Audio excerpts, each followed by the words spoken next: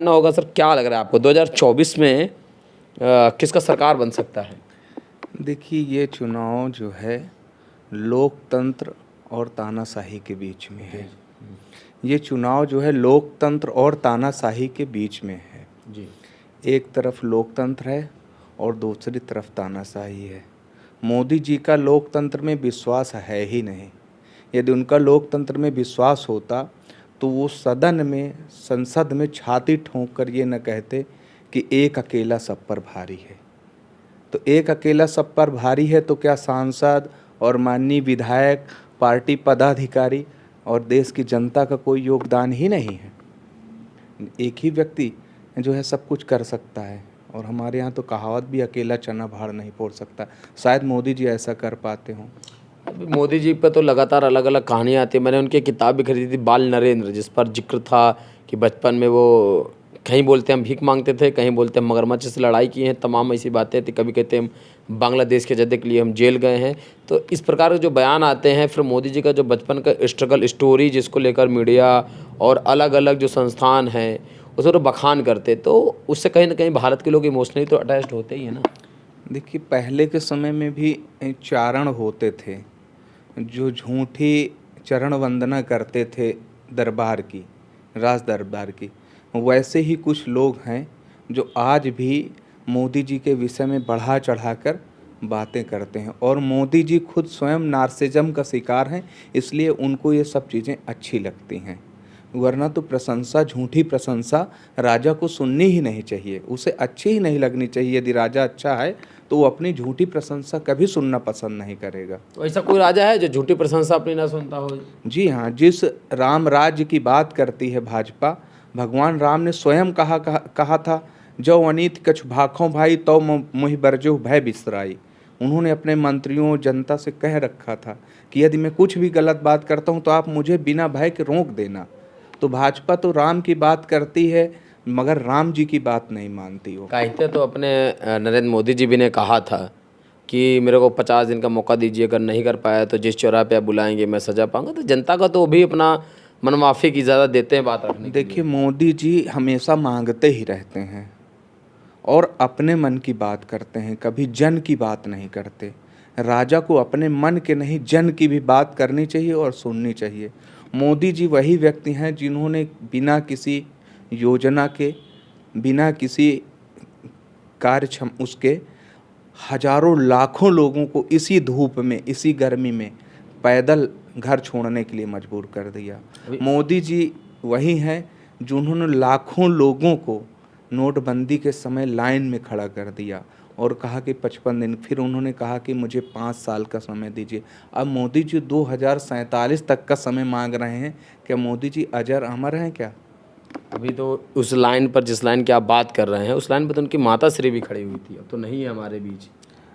तो ये भी एक दुर्भाग्य के विषय है कि यदि एक जिसका बेटा प्रधानमंत्री हो, उस माँ को लाइन में खड़ा होना पड़े, तो ये भी बड़े दुख की ही बात है। और मोदी जी प्रतीकों को आगे करके उनको अपना मोहरा बनाने में बहुत आगे हैं। वो प्रतीकों से बहुत खिलवाड़ करते हैं, प्रतीकों को आगे करते हैं। देखिए, अभी काशी जो बनारस का बात हो रहा जी।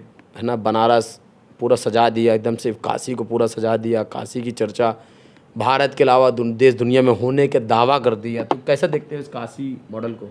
देखिए, मोदी जी का काशी मॉडल जो है वो विध्वंस पर आधारित है।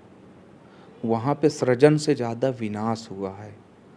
ऐसे ऐसे मंदिर तोड़ दिए गए हैं जिनका ब्रह्म वैवर्त पुराण में जिक्र है, और उनको तोड़ के मंदिर बना दिया जाता, जीर्णोद्धार कर दिया जाता तो एक अच्छी बात थी।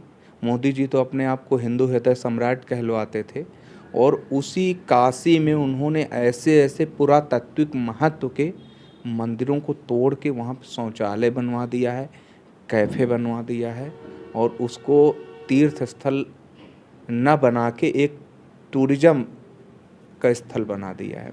और दूसरी बात, जब कोई श्रद्धालु कहीं जाता है और पैसे दे के दर्शन करता है तो उसकी आस्था को कहीं ना कहीं ठेस पहुंचती है। क्योंकि जिसके पास पैसे हैं वो तो पैसे दे के दर्शन कर लेगा, लेकिन जो आदमी अपनी आस्था लेके ट्रेन में जनरल टिकट लेके बैठ के काशी में बाबा विश्वनाथ के दर्शन करने गया है, और जब वो 4 घंटे लाइन में खड़ा रहेगा, तो इससे तो हमारी धार्मिक आस्था को भी चोट लगती है, वो भी प्रभावित तो होती है। आजकल तो ट्रेंड में भी चलता है ना कि 200 में दर्शन करना है कि 400 में कि 600 में, वहाँ जाओ तो पंडे भी तमाम मिल जाएंगे, इतना दो तो सेटिंग हो जाए तो इतना फटाक से दर्शन। वही बात तो मैं कह रहा हूँ कि हिंदू आस्था पर भी इन सब चीज़ों से मोदी जी की वजह से प्रहार हो रहा है। अभी आज हिंदू आस्था की बात की तो लालू यादव के बयान याद आता है।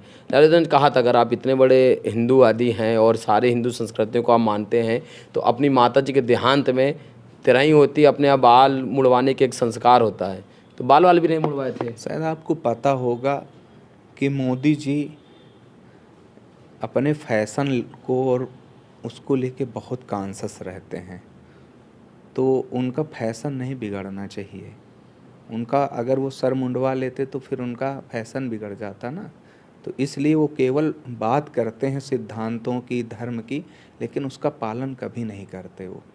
अच्छा, अभी तक जितने भी प्रधानमंत्री हुए हैं, जी। ठीक है, अभी तक कोई भी ऐसा प्रधानमंत्री नहीं है इन मोदी जी से पहले का जिसने कम से कम 80 सभाएं जनसभाएं की हों, लेकिन अपने मोदी जी हैं कि 10 सालों में लगभग 650 जनसभाएं के आसपास कर चुके हैं। तो इन चीज़ों को कैसे देखते हैं आप? हाँ, मोदी जी मेहनती हैं, लेकिन उस मेहनत का परिणाम देश को मिलना चाहिए ना। देश के ऊपर कर्ज का बोझ बढ़ता जा रहा है निरंतर। 140 लाख करोड़ रुपए का कर्ज हो गया। जो कर्ज मनमोहन सिंह जी के समय में मात्र 46-47 लाख करोड़ था, वो 10 साल में 3 गुना बढ़ गया। 1.5 लाख करोड़ के आसपास हो गया कर्ज भारत के ऊपर। रोजगार को कैसे देते हैं सरकार? नौकरियों पर देखिए, नौकरियों का हाल तो ये है कि 27,000 से अधिक नौकरियां पिछले तिमाही में लोगों की जा चुकी हैं। जब सरकारी उपक्रम ही नहीं रहेंगे तो नौकरियां कहाँ बचेंगी, आरक्षण कहाँ बचेगा?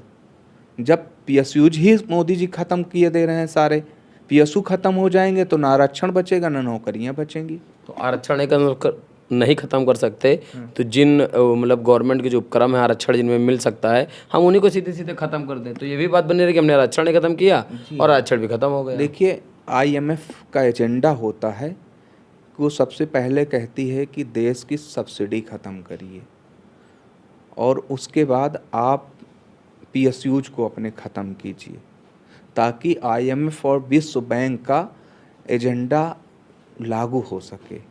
और उसी एजेंडे पे देश में काम हो रहा है। यदि उस एजेंडे पे काम न होता तो भारत का किसान, व्यापारी, नौजवान और एमएसएमई सेक्टर जिस पूरी तरह से बदहाल अवस्था में है, इसके पहले कभी नहीं रहा। देश में बेरोजगारी की दर, आप किसी भी जगह चले जाइए, 10 में से 9 लोग कहेंगे कि भैया कुछ बताइए, क्या करें, कहाँ जाएं, क्या करें। ये हालात हमारे नवयुवकों की हो चुकी है। आईआईटी पास मुंबई आईआईटी से मुंबई आईआईटी से पास आउट लोगों को प्लेसमेंट नहीं मिल रहा। लगभग 36% के बेरोजगार है। हमको भी एक लड़का मिला था, आलोक मारवाड़ी, अहमदाबाद। जी हाँ, मैं वही तथ्यों पे बात कर रहा हूँ।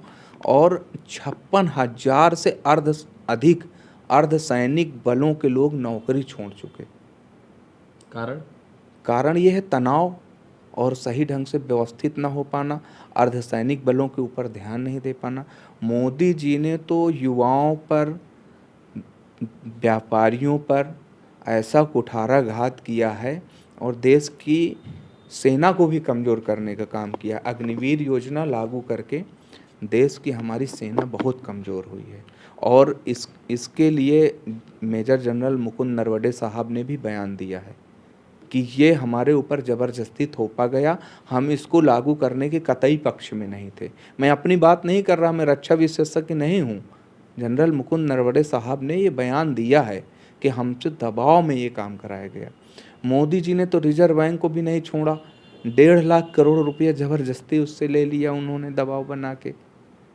मोदी जी के व्यक्तिगत खर्च बहुत ज़्यादा हैं और उनको प्रचार का इतने अपने शौक़ है कि जिस काम को एक सांसद कभी कर देता था, किसी ट्रेन को हरी झंडी, उस ट्रेन को हरी झंडी दिखाने के लिए एसपीजी का बेड़ा आता है पूरा, और मोदी जी एक ट्रेन को झंडी दिखाते हैं। और फिर जब ट्रेन पलट जाती है, ट्रेन खो जाती है, अपने गंतव्य मार्ग से भटक जाती है, जाना कहीं होता है, पहुंच कहीं जाते, तब प्रधानमंत्री जी नहीं आते, फिर रेल मंत्री तो आता है। प्रधानमंत्री जी तो केवल सफलताओं का श्रेय लेते हैं ना, असफलता का श्रेय लेने के लिए उनके पास एक पूरी टीम है जो अपने सिर पे ले लेती है असफलताएं, नाकामियां और जो भी गलतियां होती हैं वो लेने के लिए लोग वहाँ तैयार बैठे हुए हैं। कोवैक्सीन को कैसे देख रहे हैं?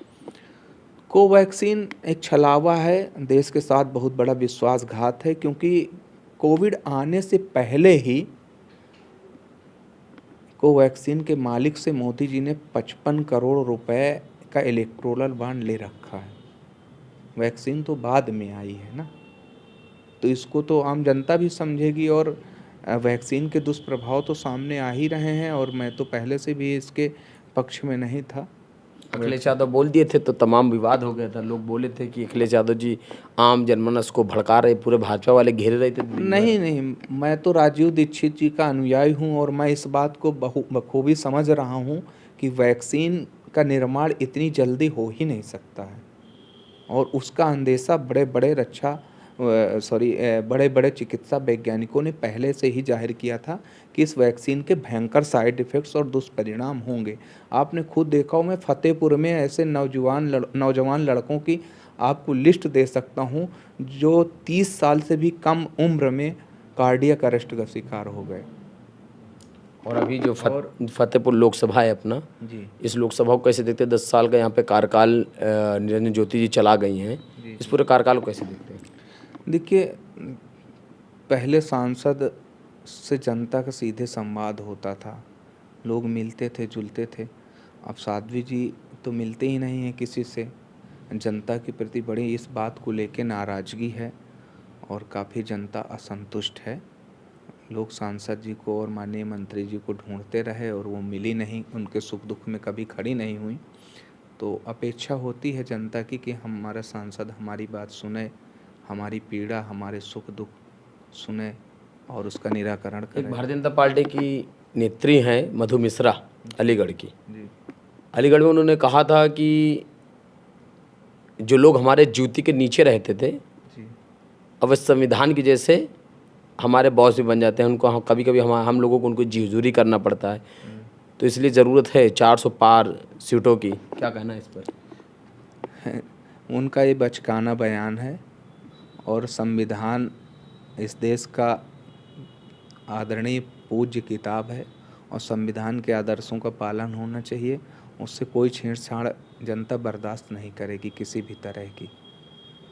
ये उनका बचकाना बयान है और इसको हम अंधभक्ति ही कहेंगे। संविधान के साथ किसी तरह की छेड़छाड़ करने की हिम्मत किसी में नहीं है। और उन गोविलगंज में बोला था, लल्लू सिंह बोले, बाद में अंबेडकर साहब का फोटो फिर लगाए घूमते रहे, फिर साथ में लेते अभी भी घूम रहे हैं, ऐसा नहीं है? वो तो घूमना ही पड़ेगा। संविधान के बगैर कैसे देश चलेगा, और आप किसी संविधान को इतनी जल्दी कैसे बदल सकते हैं? संविधान बदलने की चीज़ थोड़े ना है।